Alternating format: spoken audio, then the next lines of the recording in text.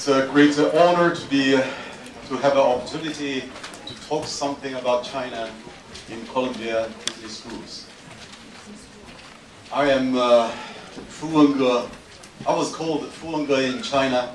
I was called Wenge Fu in the United States. So my family name is Fu. My forefathers, 1,000 years ago in ancient China, was prime ministers. That he did a very good job and people loved him. And the king was very satisfied with his work. So the king gave the family name to my forefathers. This is Fu. Fu means help. So maybe today my talk will be help to you. And my family name is Fu, so I was born to be a help to others. So Professor Zhang is a very famous professor in China. He's a superstar. He's a superstar. And I used to be a CCTV journalist in the English channel, in the economic channels. So I help Professor Zhang to be famous in the 1990s. And my boss is superstar as well in China. So now I'm helping him to run the companies. So I was born not to be the boss, not to be the boss. So in China, the Chinese language is very interesting. So some of the words, the same words, same pronunciation, but have different meanings. But some words has the same pronunciation, has different meanings. So Fu has the same pronunciation with another Chinese word is rich, Fu. So maybe my talk will be help to be rich in China, make money in China. Okay, so I will talk about something about my group, Hope Group, and our group's strategic acquisition histories, and also the challenges in the Chinese acquisition playing field. And lastly, maybe I'm talking about something about opportunities for the U.S. investors. So Hope Group is very famous. It's one of the famous companies in China. So Hope Group is the largest animal feed producers in China, and it is ranked the third largest animal feed producers in the world. And the second largest is American companies, cow groups. And Hope Group is also one of the largest meat manufacturers in China. And Hope Group is the largest shareholders in Mission Bank. Mission Bank is bigger than Shenzhen Development Bank.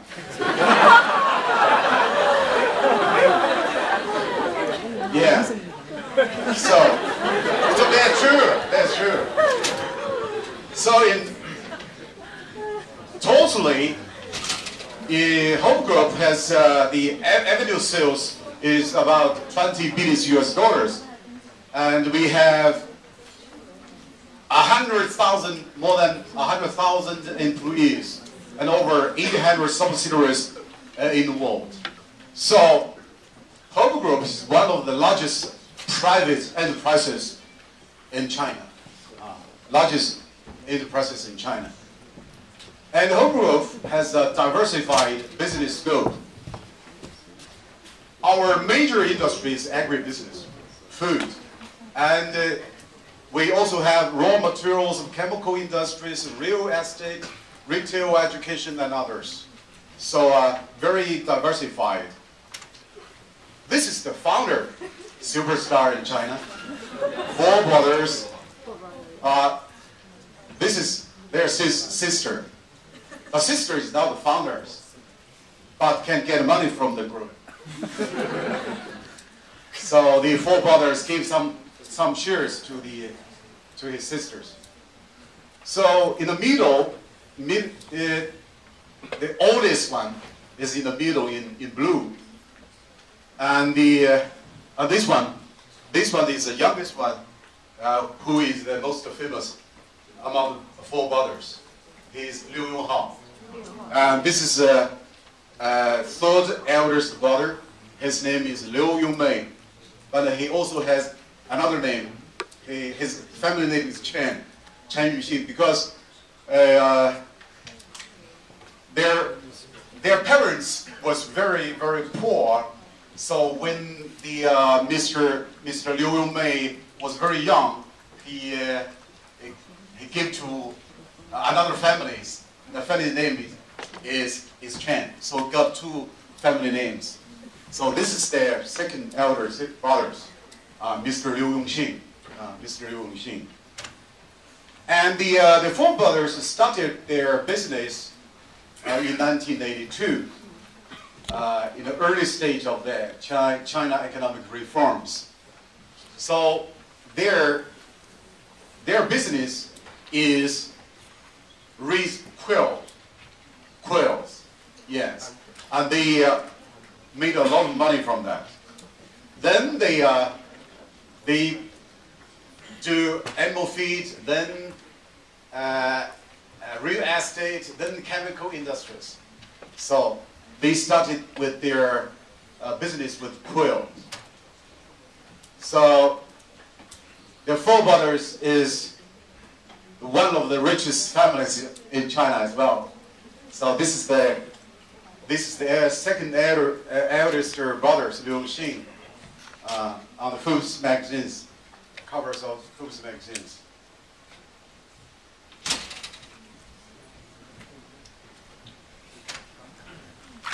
So nearly 30 years. So here are some milestones of Hope Group development. In 1982, they start their business. In 1992, they started to expand nationwidely. And in 1994 to 1995, so the four brothers spin-offs. So they got under the whole group. There were four subgroups. The eldest brothers group is named the Continental Hope Group, and the second elder brother Liu Yongxin moved his headquarters from Sichuan to Guangdong to Shanghai. So he named this East Hope. So my boss, West Hope, is still based in headquarters, still in Sichuan. So we got name is West Hope. So the youngest, Liu Yonghao, his groups, because he is the youngest, he got a name is New Hope. Get it, New Hope. Yeah. So in 1988, one of the New Hope's companies went public. And 2003 to 2005, there is a great growth rate in the Hope Group histories. It is because they expand their business through M&A. So Hope Group, their strategic acquisitions, firstly is horizontal acquisitions. So they acquire some of their feed factories all over China. And secondly, vertical M&A, they extend their business to farmings, meat processing, and the retails. And they also diversify their business through M&As. So chemical industry, education, travel, real estate. So they diversify from M&As. So in West Hope Group, we have business, education, retails, chemicals. Mostly, we got the business through M&A. And cross-border M&A, in this year, 2011, the New Hope Group by one of the companies in New Zealand, agribusiness companies, listed public companies in New Zealand.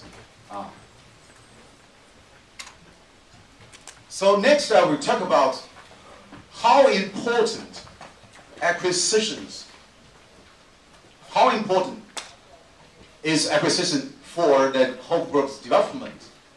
So look at that. So before 2004, this is flat. This is flat. But after 2004, so higher growth rate, very high growth rate.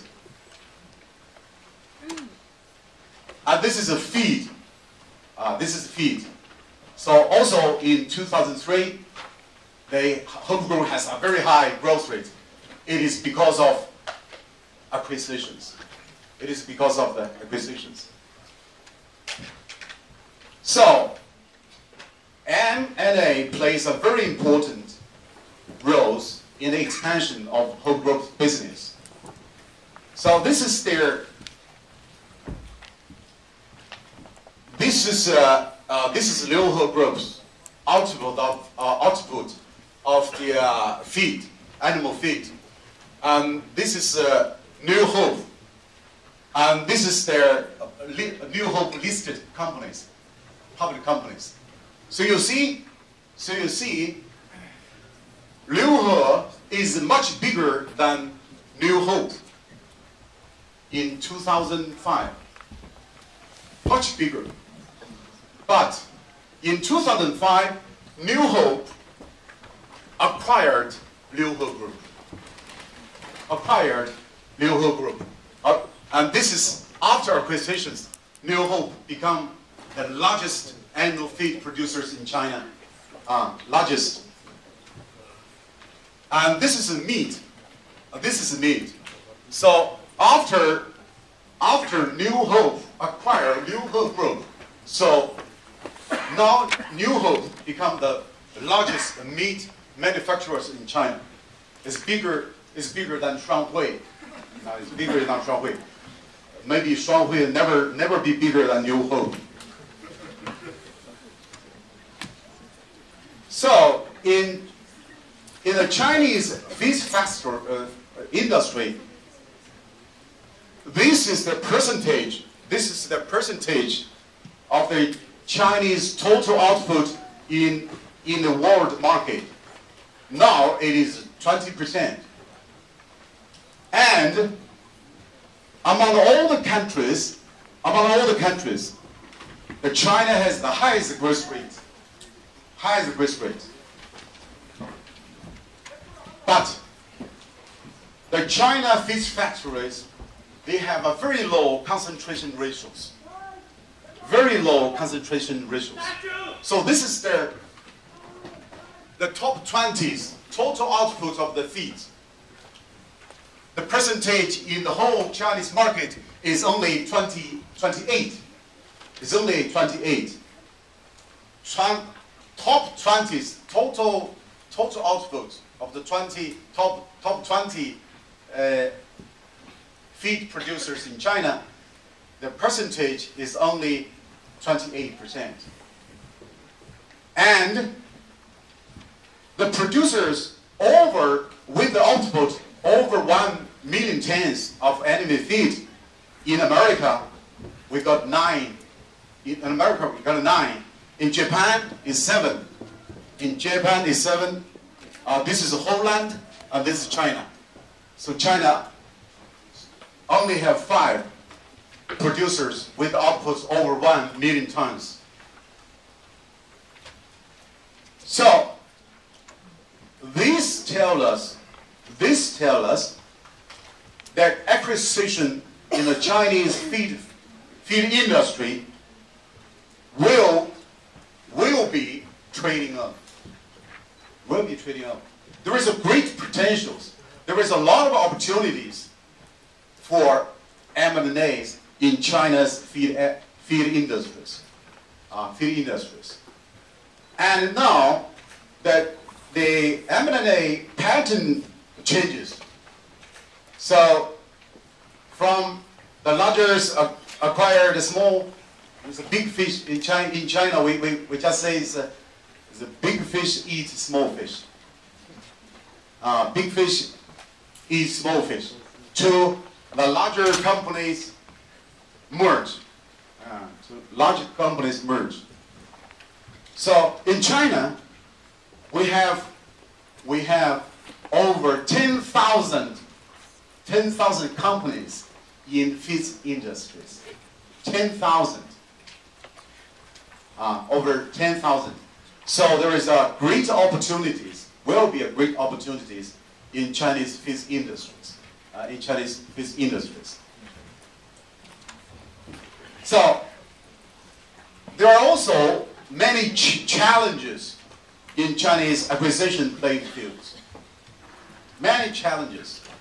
So some data shows that nearly 50% of acquisitions are a failure. I think there is two important reasons. One reason is your target company is good or not. A second reason, it is most important reason, is after acquisition, their business can be better or not. In China, we also say, we usually say, is 1 + 1 bigger than 2? Or sometimes, maybe if your acquisition is a failure, your 1 + 1 is smaller than 2, or worse than before. So in China, to find a right, good target company is very, very difficult. It's very, very difficult. Why it is so difficult to find a good companies? Because if you look at their financial statement, they are losing money. But their business is good. They will tell you that our business is good. But if you look at their financial statement, it is losing money. It is losing money. Why? Why? They're lying. They're lying. Why? So that is the reason. Tax. Yeah, tax. And the company's record is quite different from that record in the government. So the company, they have very good business. But if you look at their financial statement, no money. So how can you give the price? How can you give the price? It's difficult to price. And the Chinese businessmen, they are not used to the valuation method that in USA. So the common valuation method is price-earning ratio and return to the investment and the discounted cash flow something. But the Chinese businessman, no. No. So in China, the Chinese businessmen, they are interested in how much he had put into the business. And they are interested in their net asset. Net asset. So it also has some challenges from how to give the price. Sometimes there is a great gap between what the buyer want to give from how much the sellers accept. This is very common in China. And secondly, the ownership is not clear. The ownership is not clear. So the real owner has no names in the company. So they hope that ownership may be in their family, their friends, so no time. So you have to spend significant time to do the financial and the legal diligence to sort everything out. This is very important. And then lastly, after acquisition, you have to do many things. Something soft issues very important. Leadership, governance, and the culture confidence will be most important. And there will be great opportunities for the U.S. investors. Firstly, there will be a high demand for consolidation and integrations in many industries. Feeding industries is just an example. Especially in a manufacturing industry in China, there is a huge demand for consolidations and integrations. So firstly. And secondly, there will be highlighted opportunities in some emerging business areas, new energies, new materials, and service industries, and so on. There is a lot of opportunities. And lastly, we have a lot of good small and medium-sized companies. And in China, we only have over 2,000 listed public companies. So there is a huge potentials. So China will keep, I believe, so we expect another Deng Xiaoping appears maybe. But anyway, China will keep a high growth rate with a lot of problems. And secondly, China has a huge market potentials. Money everywhere. But you have to find the right direction, the right partners, and the right steps to get the money. So maybe I can help you.